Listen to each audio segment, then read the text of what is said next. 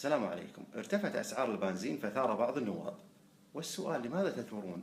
هل ارتفاع أسعار البنزين مفاجئ لكم؟ في جلسة 13 أبريل الماضي، جلسة من جلسات مجلس الأمة، حضرت الحكومة والنواب، وعرضت الحكومة ما أسمت حزمة الإصلاح الاقتصادي. وفيما عرضت نص واضح قطعي الدلالة، قالت الحكومة أنها سترفع أسعار الوقود. هذا كلام أمام مجلس الأمة يا أخوان، وللأسف لم ينبس منهم أحد ببنت شفه، يعني ما حد منهم قال كلمة. اللهم واحد من النواب قال: خلونا نعوض المواطنين 20 دينار.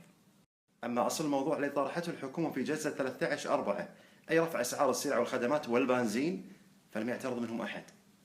ما حصل أن قرار الحكومة طبق في 1 سبتمبر، وكان يعتقد بعض النواب أنه سيمر مرور الكرام على المواطنين، أو أن المواطن سيتذمر بعض الأيام ثم وكان حنق وسخط المواطن على هذا القرار من شأنه أن يجعل بعض النواب يتملصون ويتبرؤون من هذا القرار الذين هم في الأصل وافقوا عليه.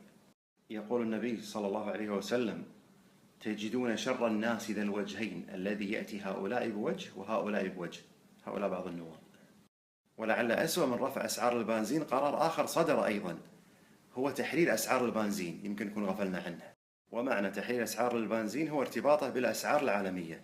بعض الدول غير المنتجة يرتفع النفط فترفع أسعار البنزين. لماذا نرفعه نحن؟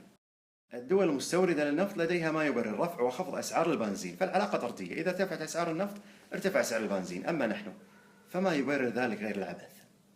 ثم أن النفط سلعة محتكرة تملكها الدولة، وكذلك المصافي التي تزود محطات الوقود بالبنزين أيضا محتكرة، فما يبرر رفع وخفض هذه الأسعار. سيقول البعض: ترى والله بعض النواب ما يدري. أعرف أنهم لا يدرون، وأعرف أيضا أن بعض النواب لا يقرأ، وأقصد بلا يقرأ المعنيين: المعنى السيء والمعنى الأسوأ. المعنى السيء هو ذلك الذي لا يحسن القراءة، للأسف هذا موجود في المجلس. والمعنى الأسوأ هو الذي يعرف أن يقرأ ولكنه لا يقرأ القوانين التي يضعها.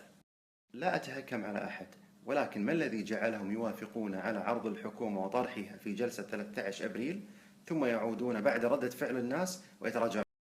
ما يحدث اليوم هو خطة وضعها بعض التجار الجشعين وبعض المتنفذين السلطويين لإنهاك المواطن، استخدموا فيها للأسف بعض هؤلاء النواب. ولعلي في تسجيل قريب قادم سأشرح لكم ذلك بالتفصيل.